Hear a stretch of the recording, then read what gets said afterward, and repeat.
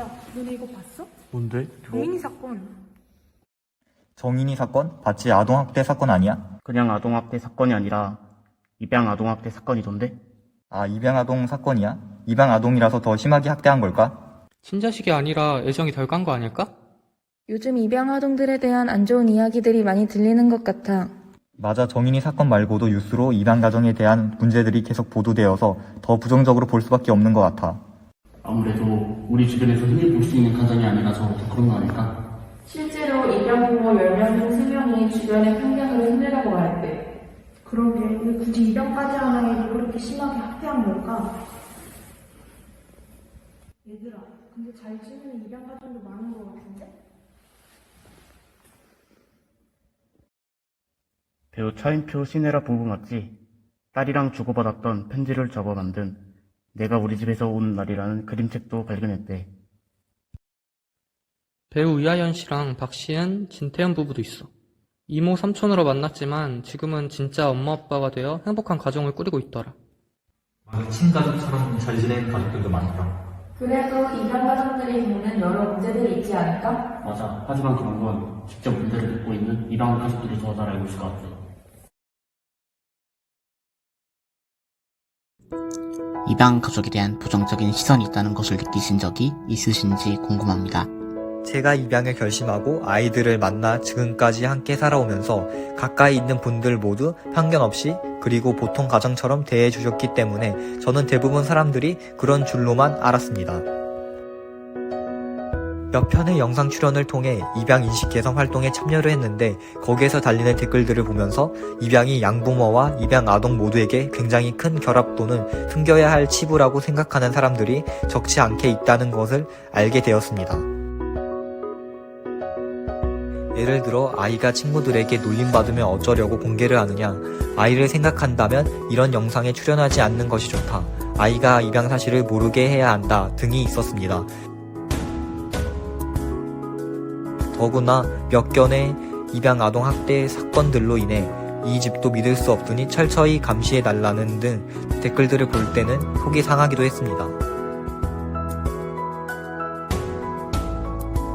현재 입양 가족들에게 지원되고 있는 복지들이 많은 효과가 있는지 궁금합니다. 입양가족들에게 주어지는 복지 혜택들은 입양아동이 만 16세가 될 때까지 매달 약 15만원가량의 양육비 지원을 받을 수 있고 만 18세 이전까지 의료보험 1종 적용 혜택을 받을 수 있습니다. 지자체별로 다르지만 입양 축하금을 받는 지역도 있고요. 물론 감사한 혜택들이고 아이 양육에 큰 도움을 받고 있습니다.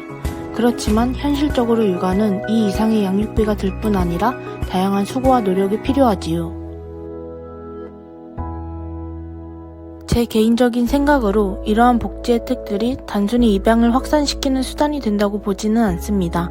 대부분 입양가족들은 생계를 유지할 직업이 명확하고 자녀 양육이 가능한 최소한의 재산 상태를 입양과정 중에 검증받아야 하기 때문에 생계가 아주 어려운 분들은 아닐 거라고 생각합니다. 저 역시 이런 혜택이 입양을 결정하기 위한 고려 대상은 아니었습니다. 다만 이 혜택들은 입양 후에 국가에서 입양 아동들을 신경 써주고 지원하고 있다는 생각을 하게 하는 감사의 제목이 됩니다. 입양 가족들에게 더 필요한 복지가 있다면 무엇이 필요한지 궁금합니다. 저희와 같은 가정의 복지는 충분하지 않을까 생각합니다. 다만 장애 아동의 입양이나 입양 후에 질병이 발견되는 아동의 경우 그 가정을 지원하는 정책들이 조금 강화되면 어떨까 생각합니다. 가장 좋은 복지는 모든 아동들이 자신을 낳아준 부모의 사랑 아래 원가정에서 자라는 것이라고 생각합니다.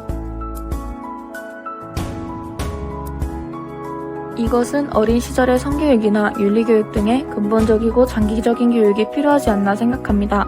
생명을 중시하고 소중히 여기는 다소 보수적이라고 생각하실 수 있지만 아이들을 키우면서 여전히 가정을 찾지 못하고 시설에서 자라는 아이들을 볼 때 이 아이들이 잉태되고 태어나도록 방치한 사람들은 우리 어른 모두가 아닌가 생각하게 됩니다.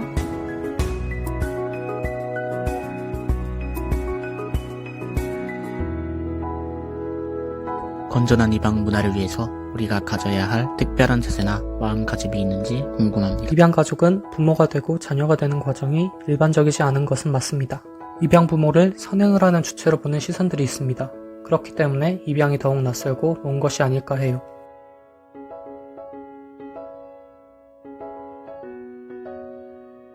그러다 보니 입양 부모에게 일정 수준 이상의 도덕적 기대치를 갖게 됐는데 최근 일련의 사건들로 이 기대가 무너지면서 모든 입양 부모들이 비난받고 입양 아동들은 순식간에 어른들의 손에 의해 일생을 결정할 권리를 빼앗긴 피해자가 되는 현상을 목격했습니다.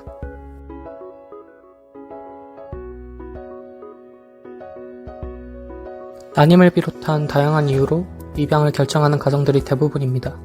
그저 출산이 아닌 방식으로 부모가 되기로 했을 뿐이고 결국 그들의 일상은 그 누구의 일상과 다를 게 없구나, 평범하구나 생각해주시면 충분하지 않을까요? 이렇게 행복하게 사는 입양 가족들을 보니 내가 더 따뜻해지는 것 같아. 그리고 그동안 너무 부정적인 시선으로만 바라보고 있었나 봐. 맞아, 아직 입양 가족을 부정적으로 바라보는 사람들이 많아. 그래서 아동권리부장원, 보건복지부 같은 다양한 기관들에서 인식 개선을 위해 노력하고 있어. 그리고 건강한 입양 문화를 정착시키기 위해 매년 5월 11일을 입양의 날로 제정했어. 입양 가족들에게는 지원금 확대와 같은 다양한 제도들이 많이 있더라. 이번 기회에 입양으로 탄생한 입양 가족들도 충분히 소중하다는 것을 느끼게 된 것 같아.